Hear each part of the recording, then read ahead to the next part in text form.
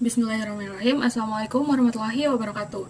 Saya Sri Raya Kuru dengan NIM S1S1222079. Pada kesempatan kali ini, saya akan menjelaskan materi pengenalan pola mengenai lanjutan dari materi yang sudah kita kerjakan pada saat pertemuan offline. Jadi, di sini itu membahas mengenai klasifikasi tulis tangan. Jadi untuk kode yang sudah ada ini adalah kode yang sudah kita kerjakan saat pertemuan offline kemarin. Nah, untuk itu saya akan lanjut menjelaskan materi mengenai precision atau recall trade-off. Baik, untuk precision atau recall trade-off ini kita akan melihat bagaimana SGD klasifikasi membuat keputusan klasifikasinya. Nah, untuk setiap contoh, dia menghitung skor berdasarkan decision function, yang dimana skor tersebut lebih besar dari ambang batas, maka instansi tersebut akan ditetapkan ke kelas positif. Dan jika tidak, maka instansi tersebut akan ditetapkan ke kelas negatif. Nah, gambar 3 ini ya menunjukkan beberapa digit yang diposisikan dari skor terendah di bagian kiri hingga skor tertinggi di bagian kanan. Misalkan untuk threshold-nya itu diposisikan di panah yang di tengah di antara dua angka 5 ini. Kemudian kita bisa menemukan 4 positif benar, angka 5 sebenarnya, dan di sebelah kanan ambang batas itu dan 1 positif salah, sebenarnya angka 6. Oleh karena itu, dengan ambang batas presisinya adalah 80%, yaitu 4 dari 5 yang benar, 4 yang benar dari 5, kemudian namun 6 angka 5 yang sebenarnya itu pengklasifikasiannya hanya mendeteksi 4. Jadi, perolehannya yaitu 67%, 4 dari 6. Jika kita menaikkan ambang batas, yaitu kita memindahkan ke panah di sebelah kanan, positif salah, yaitu angka 6 menjadi negatif benar, sehingga meningkatkan presisi hingga 100% dalam kasus ini. Tapi, satu positif benar menjadi negatif salah, sehingga menurunkan perolehan hingga 50%. Sebaliknya, menurunkan ambang batas meningkatkan perolehan dan mengurangi presisi. Oke. Untuk scikit-learn itu tidak memungkinkan kita menetapkan ambang batas secara langsung, tetapi memberi kita akses ke skor keputusan yang digunakan untuk membuat prediksi.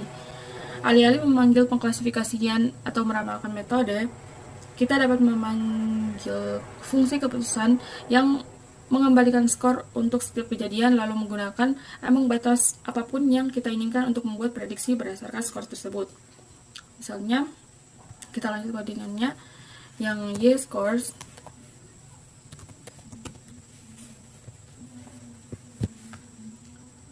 sama dengan SGD.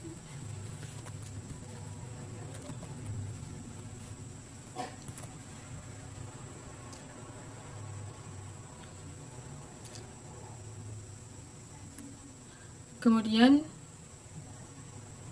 threshold sama dengan 0.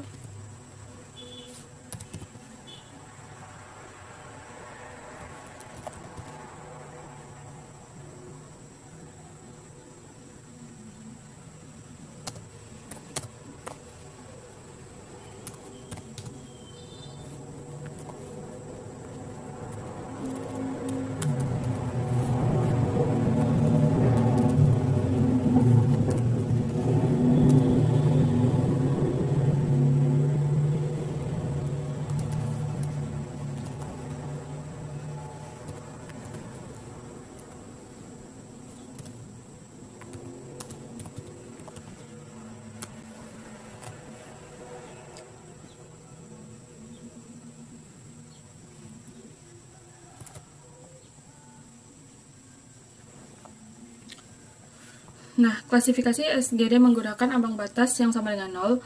Jadi, kode sebelumnya mengembalikan hasil yang sama dengan predict metodenya, dan kita akan meningkatkan ambang batasnya atau thresholdnya.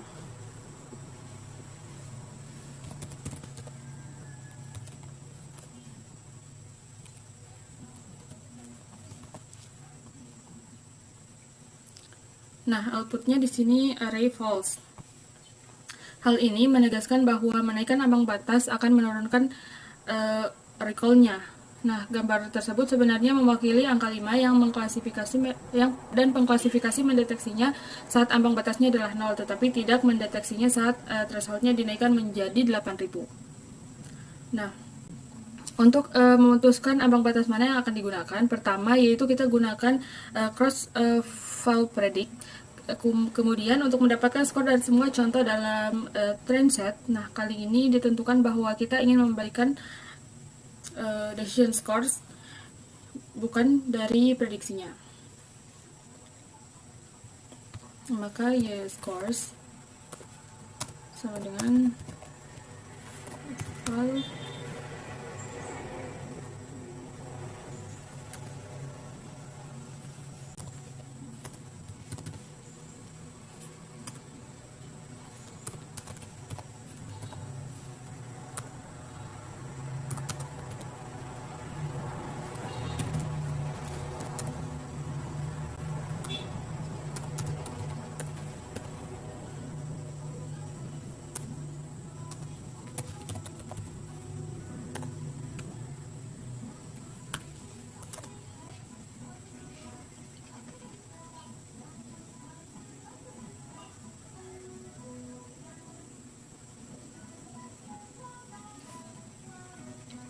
dengan skor ini itu kita menggunakan precision recall curve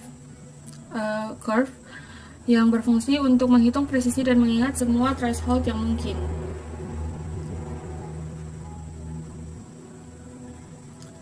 Nah, lanjut.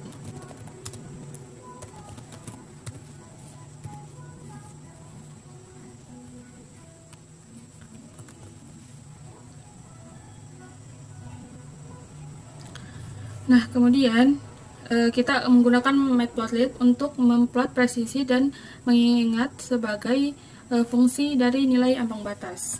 Ya, untuk kodenya itu kita buat fungsi plotnya.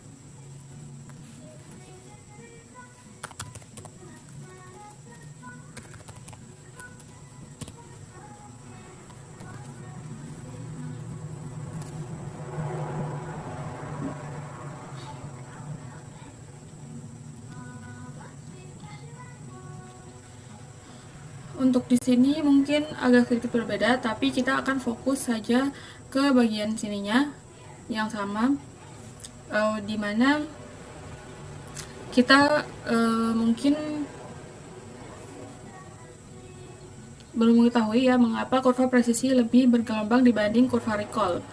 Nah, alasannya bahwa presisi terkadang dapat turun saat kita menaikkan thresholdnya meskipun secara umum akan naik. Nah, untuk memahami alasannya, kita dapat lihat seperti gambar 3.3 tadi, di mana kita perhatikan yang terjadi ketika kita memulai dari ambang batas pusat dan memindahkannya satu digit ke kanan, presisi turun dari 4/5 atau 80% menjadi 3/4 atau 75%. Nah, di sisi lain itu perolehan kembali hanya dapat turun ketika ambang batas ditingkatkan, yang menjelaskan mengapa kurvanya terlihat mulus. Nah, untuk cara lain memilih trade-off presisi atau recall yang baik dengan memplot presisi secara langsung tanpa recall seperti yang ditunjukkan pada gambar tadi. Nah, untuk di sini kita dapat melihat bahwa presisi benar-benar mulai turun tajam sekitar 80% recall. Kita mungkin dapat memiliki keseimbangan presisi atau recall tepat sebelum penurunan itu, misalnya sekitar 60% recall. Namun tentu saja pilihannya bergantung kepada proyek yang kita kerjakan. Nah, Misalnya, kita memutuskan untuk menargetkan presisi 90%. Kita dapat melihat plot pertama dan menemukan bahwa kita perlu menggunakan threshold sekitar 8.000 untuk lebih presisi. Kita dapat mencari ambang batas terendah yang memberi kita setidaknya presisi 90%. Untuk NP Arcmax ini akan memberikan kita indeks pertama dari nilai maksimum yang ada dalam hal ini, berarti yang pertama itu bernilai benar.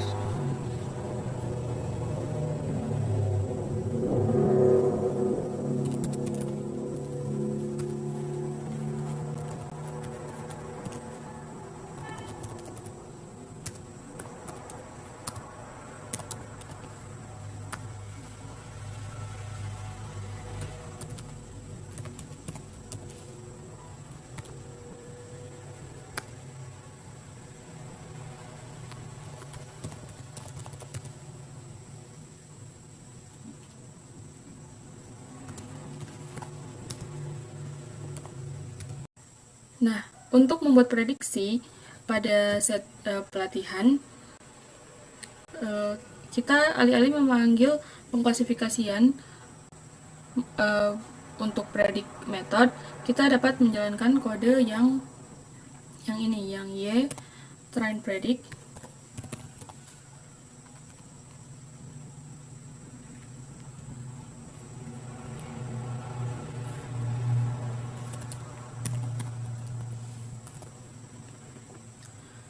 Y-score lebih besar atau sama dengan threshold 90 precision. Kemudian kita akan cek untuk precision score-nya.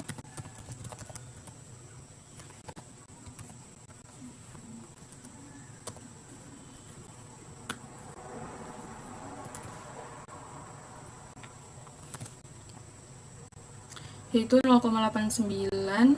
Sini 0,9 ya. Kemudian recall score-nya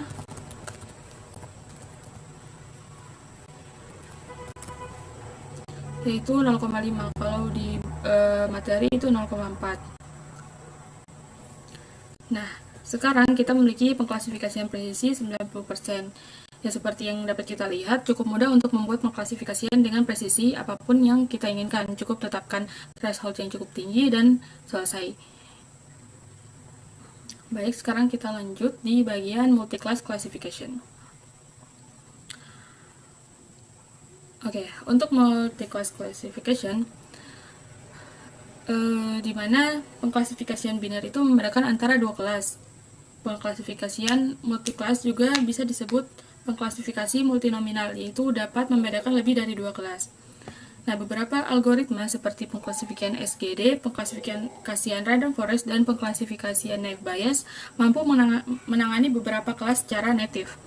Nah, yang lainnya seperti pengklasifikasian logistic regression atau supervised machine adalah pengklasifikasian benar murni.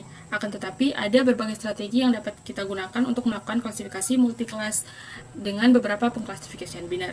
Nah, salah satu caranya untuk membuat sistem yang dapat mengklasifikasikan gambar digit ke dalam 10 kelas dari 0 hingga 9 adalah dengan melatih 10 pengklasifikasian binar, satu untuk setiap digit, detektor 0, detektor 1, dan detektor 2, dan seterusnya.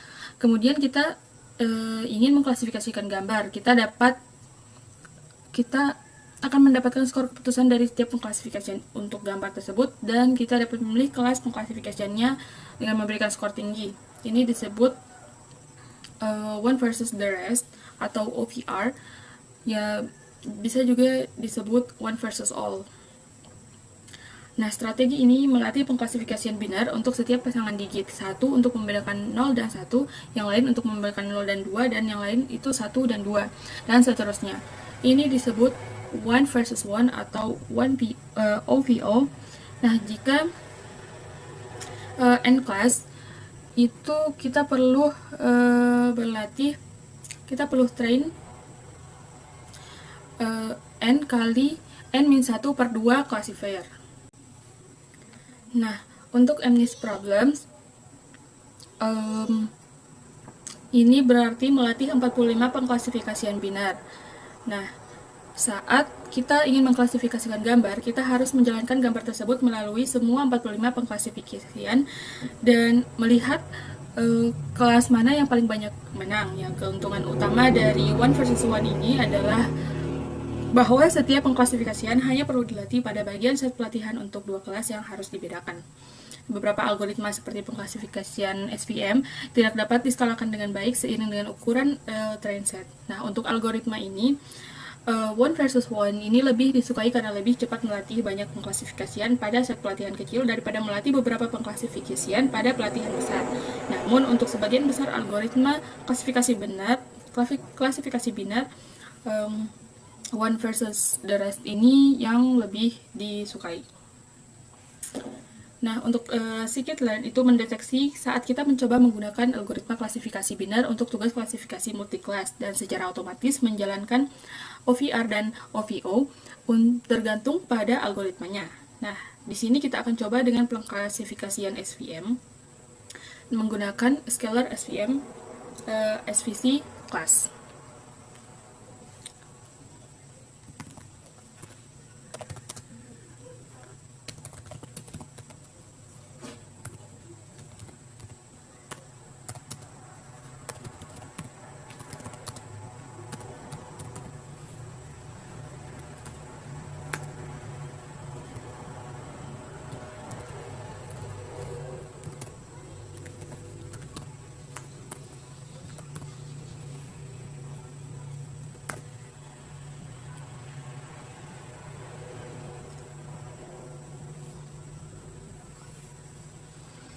Nah, kode ini melatih SVC pada set pelatihan menggunakan kelas target asli dengan 0 hingga 9 atau Y-train.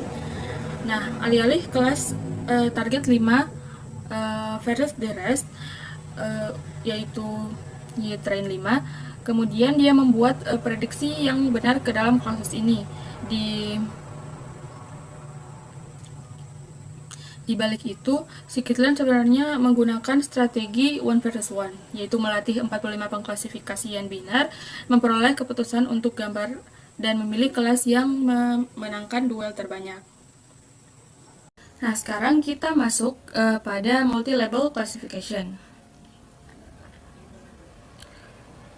Oke, untuk saat ini, setiap contoh selalu ditetapkan ke satu kelas saja, dan dalam beberapa kasus, kita mungkin ingin mengklasifikasi mengeluarkan beberapa kelas untuk setiap contoh.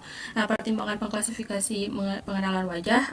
Nah, apa yang harus dilakukan jika mengenali beberapa orang dalam gambar yang sama? Pengklasifikasian harus melampirkan satu tag per orang yang dikenali. Misalnya, pengklasifikasian telah dilatih untuk mengenali 3 wajah, Alice, Bob, dan Charlie. Kemudian, ketika pengklasifikasi diperlihatkan gambar Alice dan Charlie, pengklasifikasi harus mengeluarkan 1,0,1 yang berarti Alice ya, Bob tidak, dan Charlie ya. Sistem klasifikasi seperti itu mengeluarkan beberapa tag binar disebut klasifikasi multi-level system. Oke. Saya sudah menjalankan kodenya. Kemudian kita akan lanjut untuk penjelasannya, di mana kode ini membuat Y multi-label array berisi 2 label target untuk tiap gambar digit. Yang pertama menunjukkan apakah digit tersebut besar, 7, 8, atau 9, dan yang kedua menunjukkan apakah itu ganjil atau tidak. Baris berikutnya membuat klasifikasi Neighbor instance yang mendukung klasifikasi multi-label meskipun tidak semua pengklasifikasi mendukungnya, dan kami melatihnya menggunakan array multiple target. Sekarang kita dapat membuat prediksi dan memperhatikan bahwa ia mengeluarkan 2 label.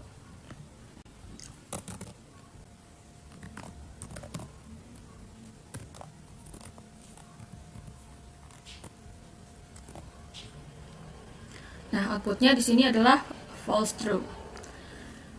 Nah, angka 5 memang benar. Memang tidak besar, palsu, dan aneh, yaitu benar. Kemudian ada banyak cara untuk mengevaluasi pengklasifikasian multi-label dan memilih metrik yang tepat sangat bergantung pada proyek saat ini. Salah satu pendekatannya yaitu dengan mengukur F1 score untuk tiap label individual atau metrik pengklasifikasi binar lainnya yang telah dibahas sebelumnya. Lalu dihitung skor rata-rata. Pada ini menghitung rata-rata F1 score di semua label.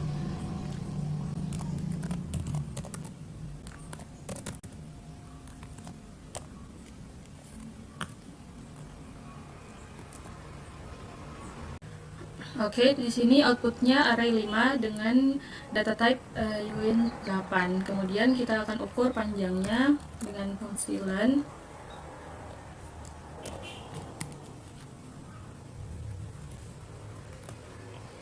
yaitu 10. Nah, selanjutnya kita akan melakukan training klasifikasi SGD, yaitu sebuah pengklasifikasian random forest yang sama mudahnya seperti ini. SGD shell f with extraneous train.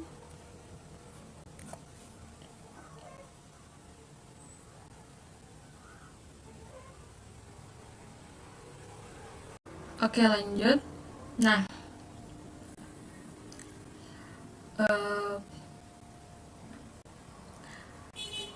kali ini scikit-learn itu tidak perlu menjalankan OVR atau OVO karena pengklasifikasian SGD dapat langsung mengklasifikasikan instance ke dalam beberapa kelas fungsi keputusan. Metode sekarang mengembalikan satu nilai per kelas, dan kita akan melihat skor yang diberikan pada pengklasifikasian untuk SGD tiap kelas.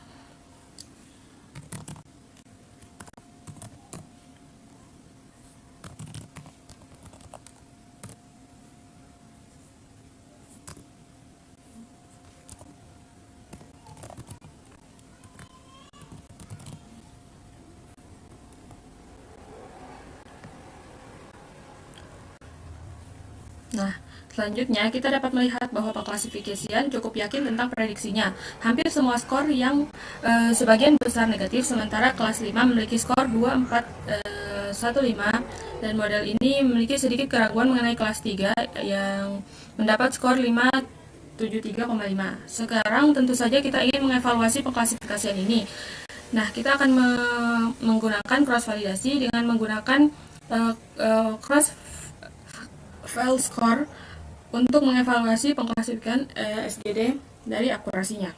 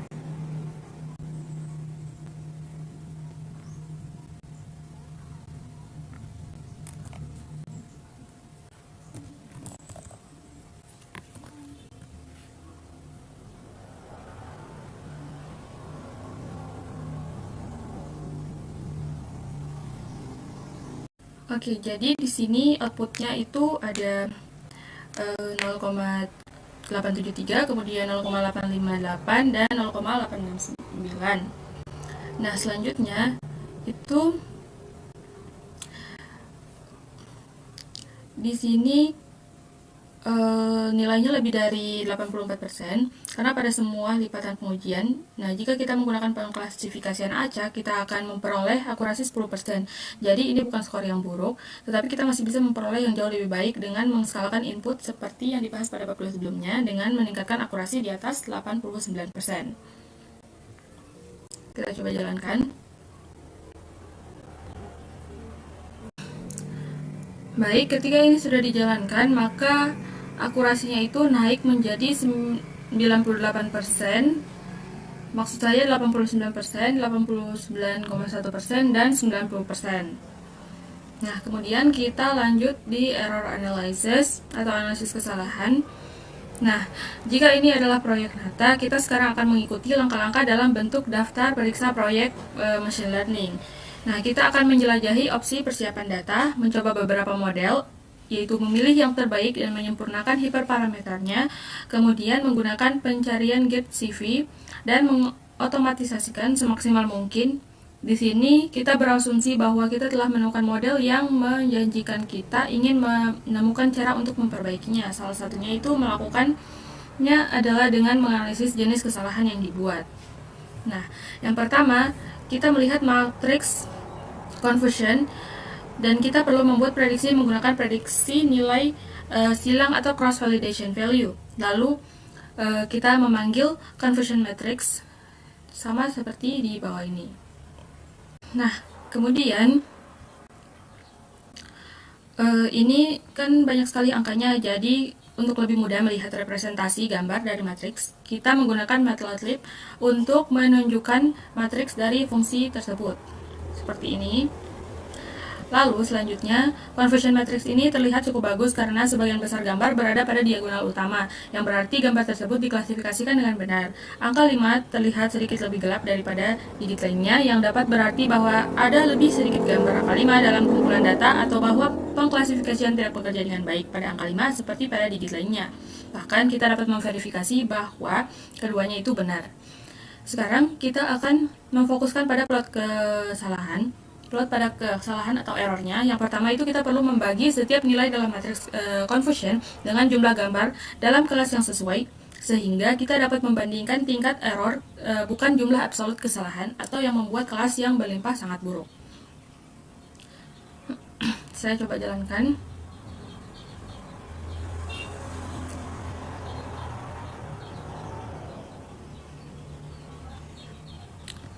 Nah, di sini kita mengisi diagonal dengan angka 0 untuk menyimpan hanya kesalahan pada plot hasilnya. Dan untuk hasilnya itu seperti ini. Oke, lanjut.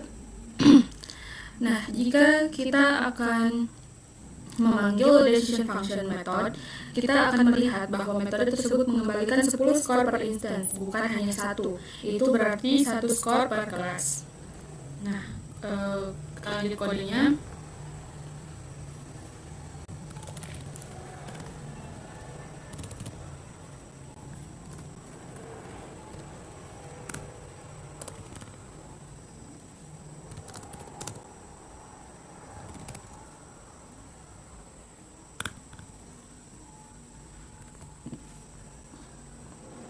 Oke, nah nilai tertinggi yaitu memang sesuai dengan nilai kelasnya, yaitu 5.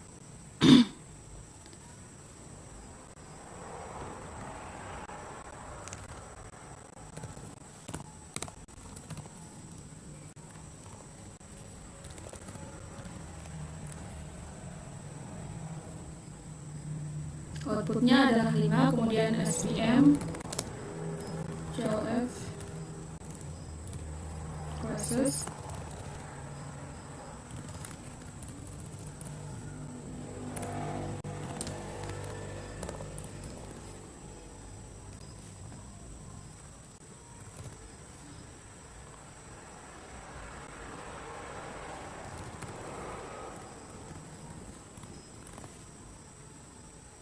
Oke. Lanjut, jika kita ingin memaksa scikit-learn untuk menggunakan satu lawan satu atau satu lawan dengan yang lain, kita dapat menggunakan pengklasifikasian one versus one classifier atau one versus rest classifier class. Cukup buat contoh dan meneruskan pengklasifikasian ke konstruktornya. Bahkan tidak harus berupa pengklasifikasian biner. Misalnya, kode ini membuat pengklasifikasian multiclass menggunakan strategi OVR berdasarkan SVC.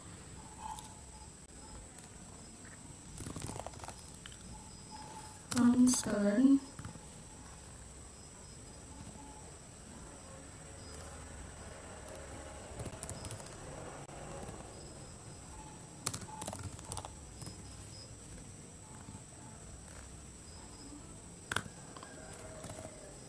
di sini outputnya sama, yaitu 0,976 sekian-sekian. Nah, ini mengasumsikan bahwa semua label sama pentingnya, namun yang mungkin tidak demikian. Secara khusus, jika kita memiliki lebih banyak gambar Alice daripada Bob atau Charlie, kita mungkin ingin memberi bobot lebih pada skor pengklasifikasi pada gambar Alice. Salah satu pilihannya yang sederhana itu memberi setiap label bobot yang sama dengan support, yaitu jumlah contoh dengan label target itu. Untuk melakukan ini, kita cukup atur rata-rata yang weight-nya dalam kode preceding code. Nah, kemudian kita lanjut di bagian klasifikasi multi-output atau multi-output classification. Nah, jenis tugas yang ini adalah kita akan membahas yang disebut dengan multi-class classification atau multi-output multi-class classification, atau yang dapat ini digeneralisasikan dari klasifikasi multi-label, di mana setiap label dapat bersifat multi-class, yaitu dapat memiliki lebih dari 2 kemungkinan nilai. Untuk mengilustrasikan ini, kita bisa membuat sistem yang menghilangkan noise dari gambar. Sistem ini akan mengambil gambar digit yang noise seperti input dan hopefully akan mengeluarkan gambar digit yang bersih, yang direpresentasikan sebagai serangkaian intensitas pixel seperti gambar MNIST. Nah, kita perlu perhatikan bahwa output pengklasifikasi ini adalah multi-label atau satu label per pixel, dan setiap label dapat memiliki beberapa nilai dalam kurung rentan intensitas pixel dari 0 hingga 255 pixel. Dengan demikian, ini adalah contoh sistem klasifikasi multi-output. Nah, sekarang kita akan memulai membuat set pelatihan dan pengujian dengan mengambil gambar MNIST dan menambahkan noise ke intensitas pixelnya dengan NumPy radian fungsi. Nah, gambar target akan menjadi gambar asli.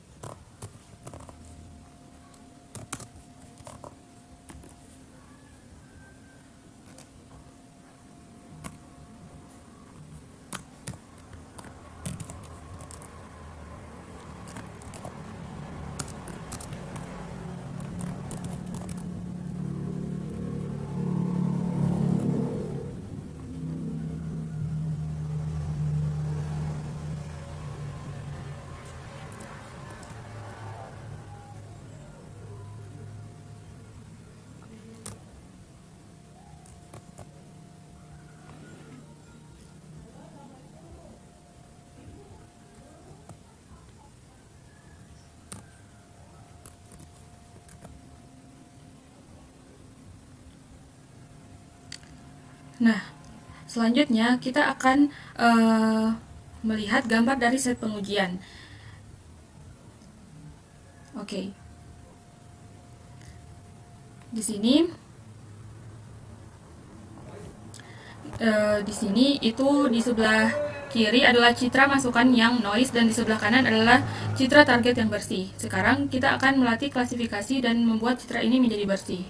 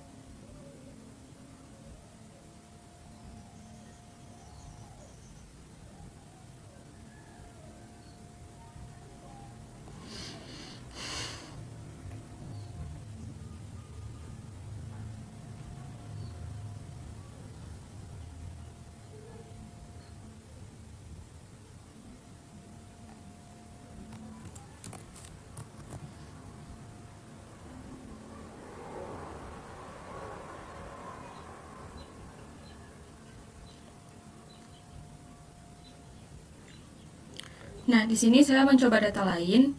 Nah, untuk outputnya adalah angka 7. Tampak cukup mendekati target, dan ini mengakhiri materi dari klasifikasi kita pada bab 3. Nah, sekarang seharusnya kita tahu cara memilih metrik yang baik untuk tugas klasifikasi dengan memilih keseimbangan, presisi, atau ingatan yang tepat, membandingkan pengklasifikasi, dan secara umum membangun sistem klasifikasi yang baik untuk berbagai tugas. Nah, untuk materi dari bab 3, pengenalan pola, dari saya cukup sekian. Mohon maaf bila ada kekurangan.